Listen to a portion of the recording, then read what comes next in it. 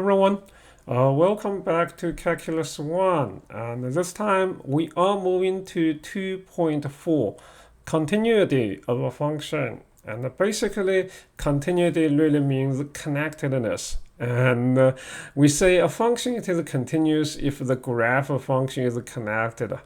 The only problem with this statement is that you really needed to know the graph very well for the function. Then you can say the function is continuous or not. So we do have the formal definition without bothering with the graph.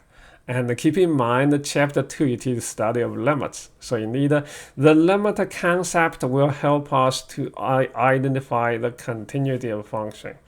So we say the function is continuous at a point if the limit of the function turns out to be the function value exactly.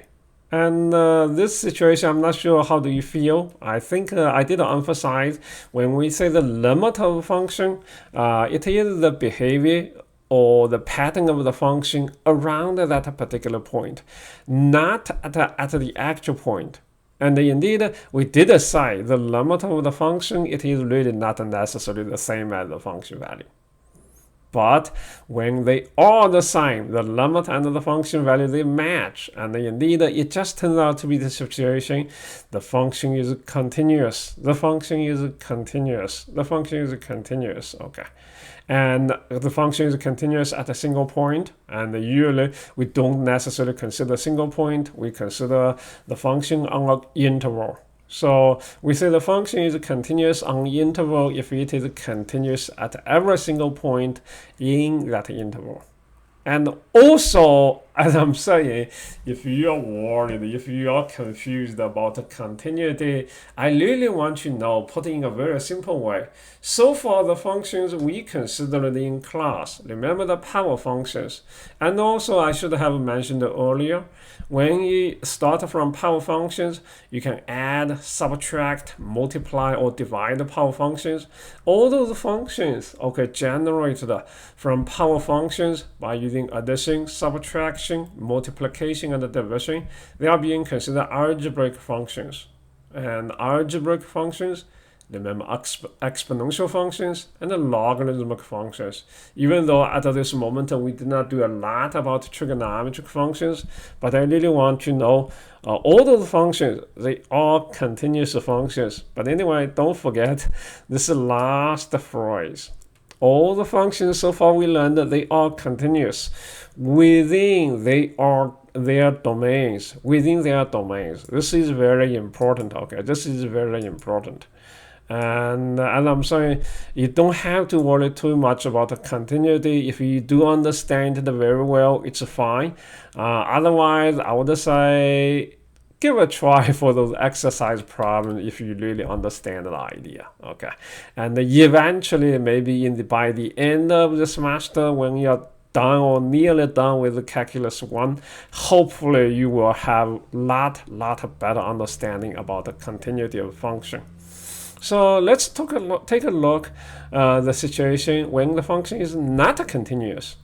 When the function it is not certainly a function could be continuous, and also it could be may not be continuous at all.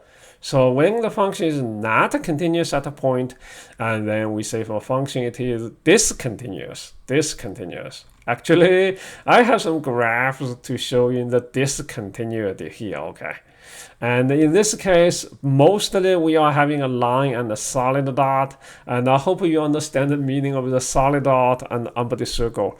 Empty circle, which means it's not a part of the graph. A solid dot, which really means it is a part of the graph. So specifically, if you look at the first part, we are having a function which is not continuous at this point x equals a. Because you look at a line, it's not connected with or without that solid dot. Empty circle, which simply means the point is not there. So it is not connected. It's not continuous. It is discontinuous at this point A. And also the other issue I really want you to know here is, well, the function indeed it is continuous everywhere else, right? Everywhere else, it is connected. Okay, it is only not continuous. It is only discontinuous at x equals a. That's about discontinuity. But anyway, really it is continuous everywhere else. Okay. And similarly, in the second graph, well, now we are seeing two half lines, and clearly they are not connected. And indeed, we do have the same conclusion. It is discontinuous at x equals a. Okay, because they are not connected. And furthermore, there's no easy way really to match those two pieces together.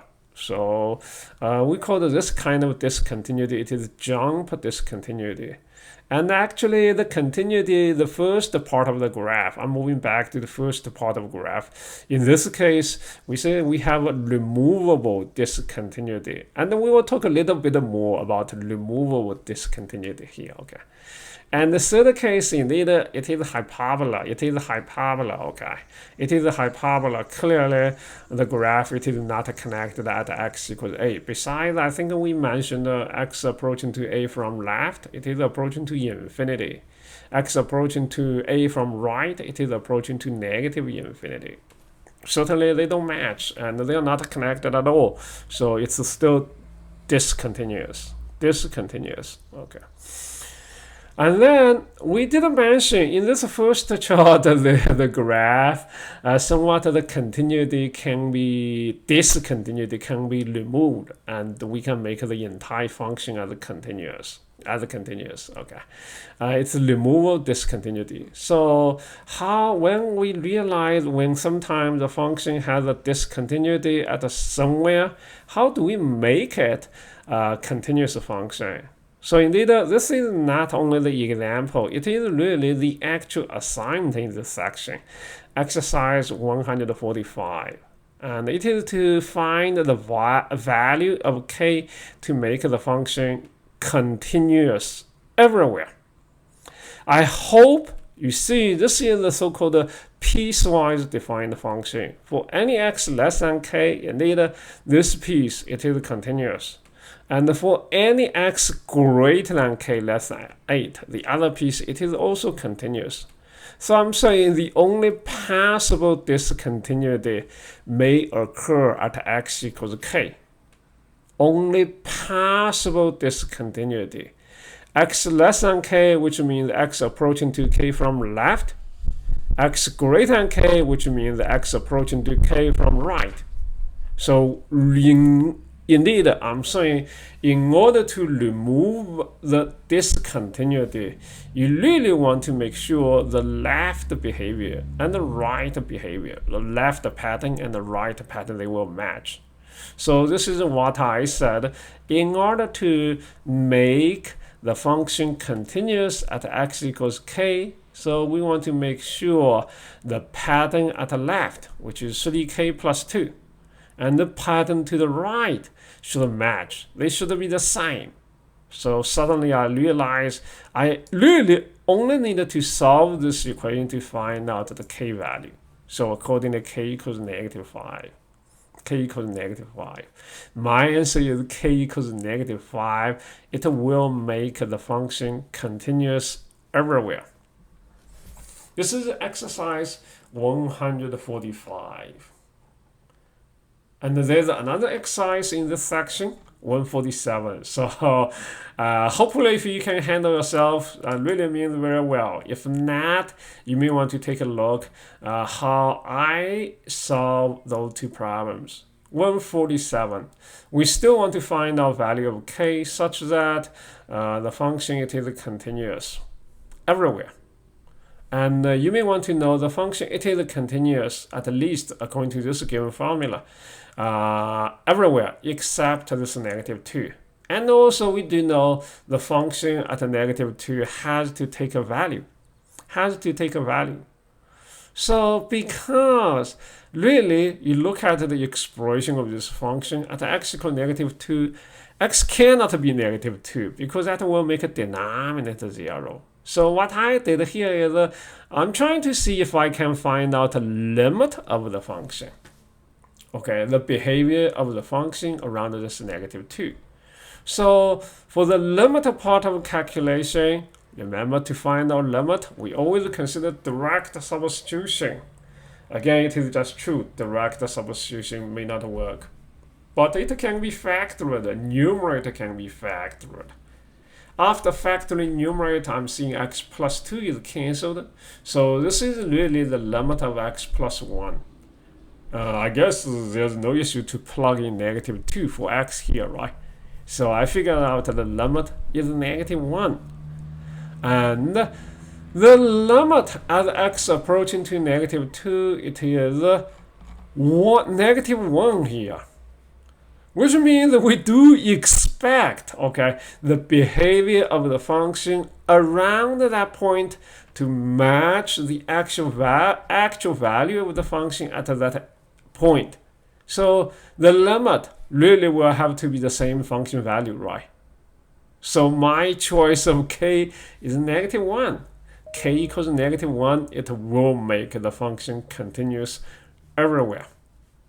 So I do have those exercise problems solved, and these are supposedly your homework problems, but I would still suggest you may want to give a try if you can answer those questions without using the solutions.